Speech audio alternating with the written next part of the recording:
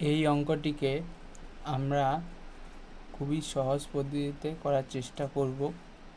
এখানে কোশ্চেনে বলা হয়েছে একটি নম্বরকে 30% বৃদ্ধি করা হলো এবং পরে বৃদ্ধিপ্রাপ্ত নম্বরটিকে 30% হ্রাস করা হলো, তাহলে কত পার্সেন্ট বৃদ্ধি বা হ্রাস পেয়েছে। ধরে নেওয়া যাক একটি সংখ্যা এক্স এর ভ্যালু আমি 100 ধরে নিলাম।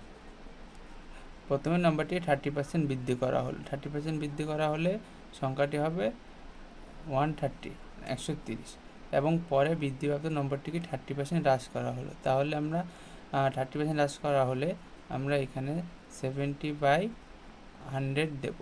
যেহেতু 100% থেকে 30% মাইনাস করলে 70% থাকে, সেহেতু আমরা 70/100 দিয়ে গুণ করে নিয়েছি। 0 0 0 0, তাহলে 3 7 21 1 ইকুয়াল টু হলো 191।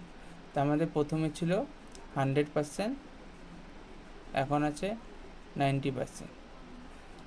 তাহলে আমাদের এখন বর্তমানে হ্রাস পেয়েছে ইকুয়াল টু 9%, তাহলে অ্যান্সার হবে বি, 9%।